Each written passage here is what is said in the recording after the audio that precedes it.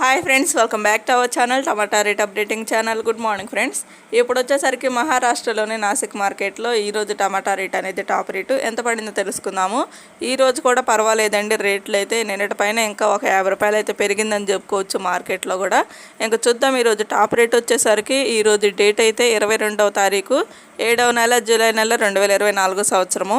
ఇంకా చూద్దాం. ఈరోజు టాప్ రేట్లు వచ్చేసరికి నాసిక్ మార్కెట్లో 20 కేజీల బాక్సులు ఉంటాయి. 400 రూపాయల నుంచి 1400 రూపాయల వరకు అయితే తీసుకున్నారు. 400 రూపీస్ నుండి 1400 రూపీస్ వరకు అయితే తీసుకున్నారు టాప్ రేటు.